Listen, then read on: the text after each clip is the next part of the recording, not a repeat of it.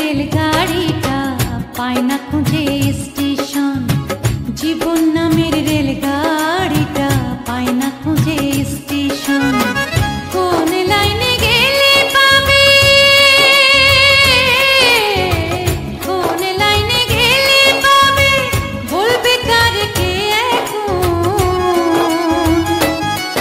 ও জীবন নামের রেলগাড়িটা পায় না খুঁজে স্টেশন, জীবন নামের রেলগাড়িটা পায় না খুঁজে স্টেশন।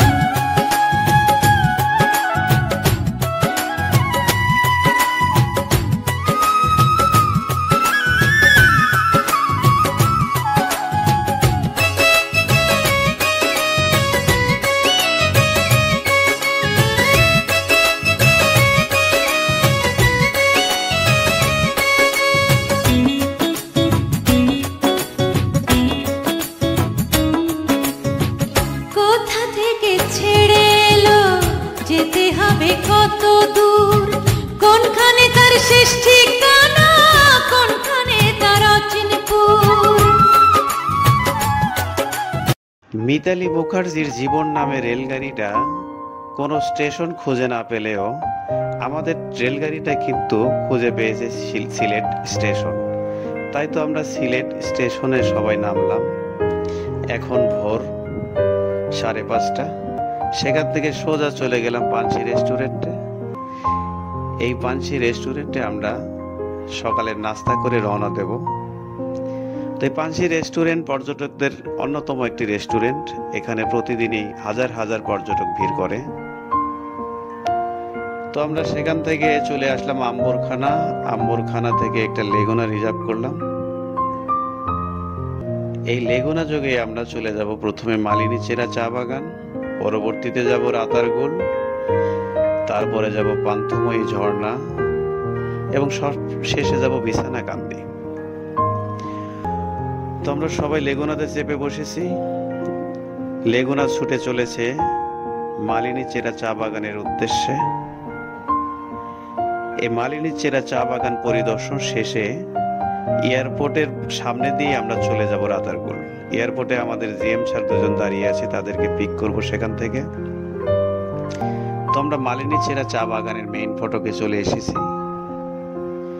এই মালিনী চেরা চা বাগান এটা ইতিহাস বিজড়িত চা বাগান। এর সাথে অনেক ইতিহাস জড়িয়ে আছে। এই চা বাগান প্রতিষ্ঠিত হয় 1849 সালে। 1849 সালে 1500 একর জায়গার উপর এটি প্রতিষ্ঠিত হয়। এই চা বাগানটি সিলেটের আন্তর্জাতিক বিমানবন্দর থেকে স্বল্প দূরত্বে।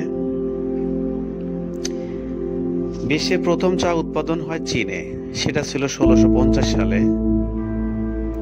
তারই প্রায় 200 বছর পরে এই সিলেটের মালিনী চেরা চা বাগান প্রতিষ্ঠিত হয়। ভারতীয় উপমহাদেশের সিলেটের এই চা বাগান বৃহত্তম এবং প্রথম চা বাগান। অর্থাৎ ভারতীয় উপমহাদেশে যতগুলি চা বাগান আছে তার চাইতে বৃহত্তম হচ্ছে এই সিলেটের এই চা বাগান এবং প্রাচীনতম চা বাগান। এটা পাকিস্তান এবং বাংলাদেশি বিভিন্ন ব্যবসায়ীরা এরা নিয়ন্ত্রণ করত আগে। পরবর্তীতে 1988 সাল থেকে এরা ব্যক্তি মালিকানাধীন হয়ে পড়ে। তো এই চা বাগানের চতুর্দিকে তাকালে, যেদিকে তাকাবেন, যতদূর দৃষ্টি যাবে শুধু সবুজ আর সবুজ দেখতে পারবেন। সত্যি অসাধারণ, দেখলে চোখ জুড়িয়ে যায়। ছোট বড় অনেক পাহাড় আছে চা বাগানের মধ্যে। তো চা বাগান পরিদর্শন শেষে আমরা সবাই একটা সেলফি উঠালাম এবং আমাদের পরবর্তী গন্তব্য হবে রাতারগুল। আমরা মেইন রাস্তা ধরে রাতারগুলের দিকে যাচ্ছি। সামনে আমাদের জিএম স্যার আছে, তাদেরকে উঠিয়ে নেব সেখান থেকে। তো রাতারগুলের রাস্তা, সিলেট মেইন শহর থেকে রাতারগুলের রাস্তা মোটামুটি ভালো।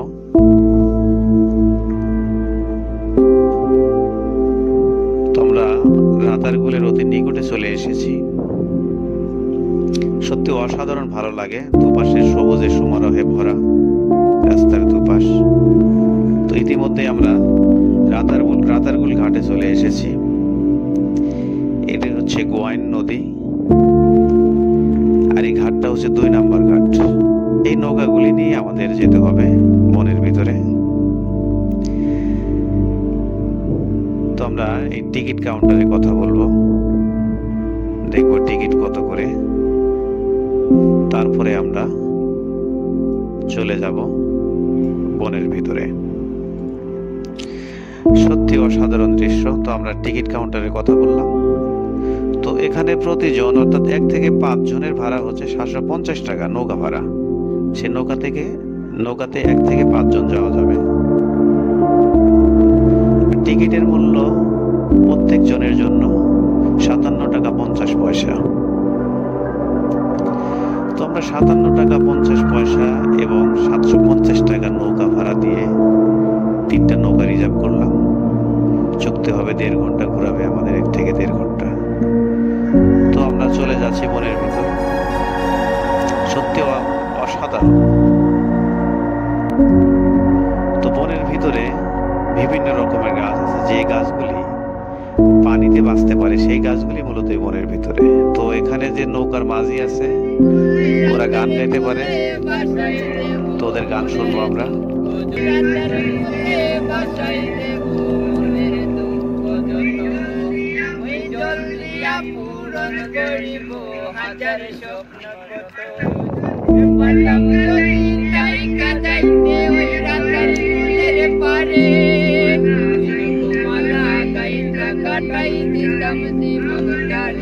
আমার মন বসে না শহরে,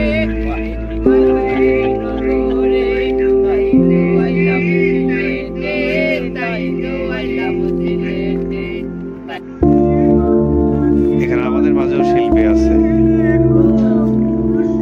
ও গান গাচ্ছে।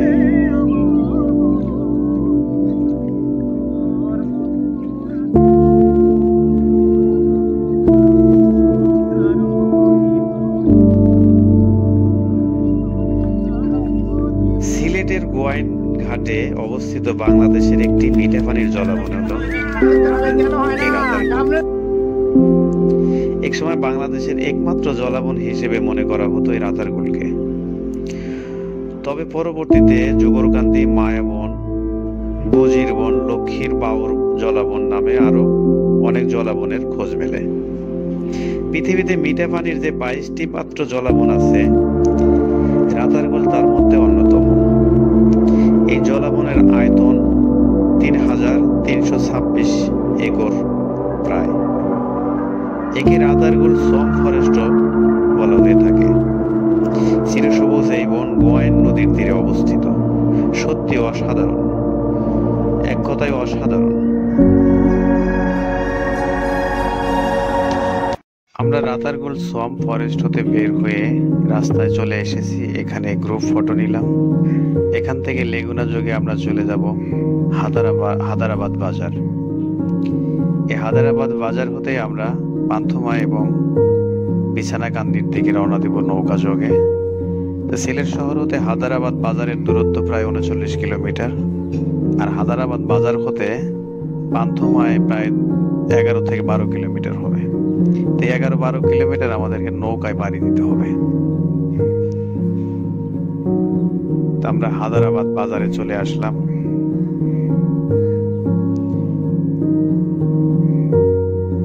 এখান থেকে আমরা নৌকা রিজার্ভ করব। তো আমরা একটা নৌকা নিলাম, ভাড়া ছিল 3500 টাকা। নৌকাওয়ালার সাথে কন্ট্যাক্ট হয়, সে প্রথমে পান্থমায় ঝর্ণা দেখাবে। তো এখানে নদী এসে 2টি ভাগে বিভক্ত হয়েছে। এই দিকের যে নদীটা, এটা যাচ্ছে বিছানাকান্দির দিকে, এটা হচ্ছে বিছানাকান্দির দিকে, আর আমরা যেদিকে যাচ্ছি এটা হচ্ছে পান্থমায়ের দিকে। তো মূলত পান্থমা একটি গ্রামের নাম। এই পান্থমায় গ্রাম ইন্ডিয়ার মেঘালয় রাজ্যের সীমান্ত ঘেঁষে। সেখানে রয়েছে এক বিশাল ঝর্ণা। সেই ঝর্ণা দেখার জন্য আমরা যাচ্ছি। আর 2 পাশের দৃশ্য দেখছি। সামনের যে পাহাড় আমরা দেখতে পাচ্ছি, এটা হচ্ছে ইন্ডিয়ার মেঘালয় রাজ্যের সীমান্ত ঘেঁষা সেই পাহাড়। এই পাহাড় থেকে বেরিয়ে এসেছে ঝর্ণা। আমরা অতি নিকটে চলে এসেছি আমরা। ওই যে দেখা যাচ্ছে, এটাই হচ্ছে পান্থমাই ঝর্ণা। ভারত বাংলাদেশ সীমান্তে মেঘালয়ের কোল ঘেঁষে অবস্থিত অসম্ভব এক সুন্দর গ্রাম, যার নাম হচ্ছে পান্থমাই। এর পিছনেই রয়েছে মেঘালয় পাহাড় এবং বয়ে চলা পিয়ান নদীর তীরে গ্রামটির অবস্থান। এই গ্রামের পাশেই রয়েছে বিশাল এক ঝর্ণা।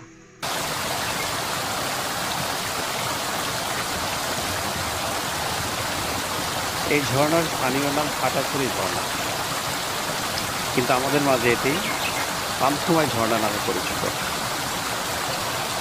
ঝর্ণাটি ভারতের মধ্যে পড়লেও পিয়ান নদীর তীরে দাঁড়িয়ে খুব কাছ থেকে এটিকে দেখা যায়।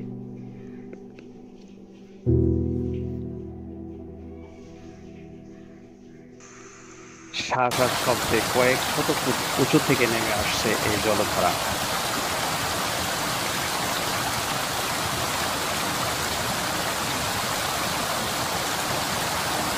দূর থেকে দেখে মনে হয় সাদা কাপড় বা পলিথিন বিছিয়ে রাখা হয়েছে।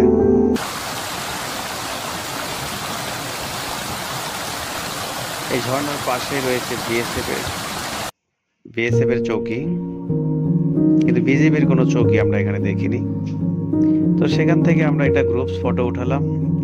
গ্রুপ ফটো উঠিয়ে আবার রওনা দিলাম বিছানাকান্দির দিকে। এই বিছানাকান্দি হচ্ছে সিলেট জেলার গোয়াইনঘাট উপজেলার একটি ইউনিয়ন। এই বিছানাকান্দি হচ্ছে একটি ইউনিয়ন। এরা সিলেট শহর হতে প্রায় 43 কিলোমিটার দূরে অবস্থিত। আম্বরখানা বাস স্ট্যান্ড হতে সিএনজি বা লেগুনা যোগে হাদারবার বাজার নামতে হবে। তারপর নৌকায় প্রায় 3 কিলোমিটার পাড়ি দিয়ে যেতে হবে বিছানাকান্দি। এই বিছানাকান্দি এলাকাটি মূলত একটি পাথর কোয়ারির অঞ্চল, যেখানে নদী থেকে পাথর সংগ্রহ করা হয়।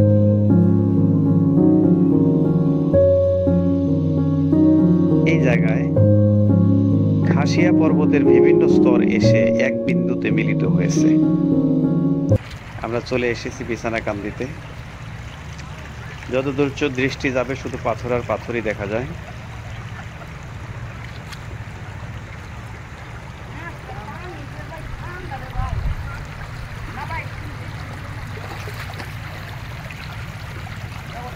খাসিয়া পর্বত হতে নেমে আসা উমক্রেম নদী এখানে একটি হ্রদের সৃষ্টি করেছে, যা 3 কিলোমিটার দক্ষিণ পূর্বে প্রবাহিত হয়ে পিয়ান নদীর সাথে সংযুক্ত হয়েছে।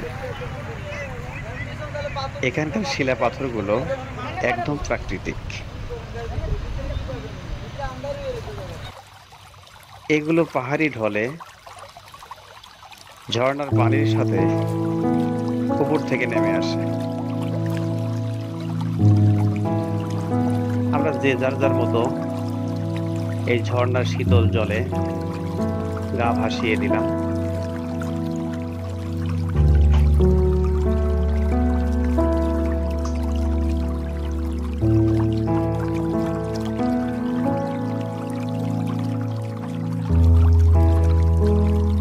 কুলকুল শব্দে বয়ে চলা ঝর্ণার পানি এ যেন বিছানাকান্দিকে আরো রূপবতী করে তুলেছে।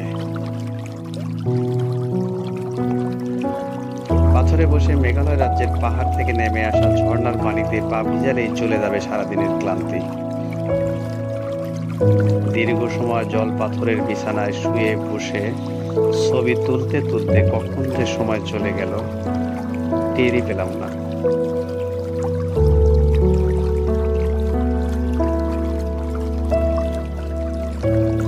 পাথর, পানি আর মেঘ, পাহাড় এজন্য বিছানাকান্দি এক অপরূপ সৌন্দর্যের সৃষ্টি করেছে।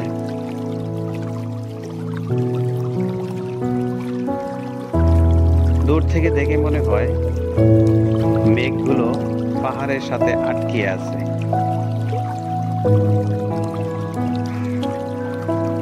সবচেয়ে ভালো লাগার বিষয় হলো রেইনবো। আমরা যখন গিয়েছিলাম তখন সুন্দর একটা রেইনবো দেখা গিয়েছিল। সেখানে সবাই আমরা গ্রুপ ছবি উঠালাম।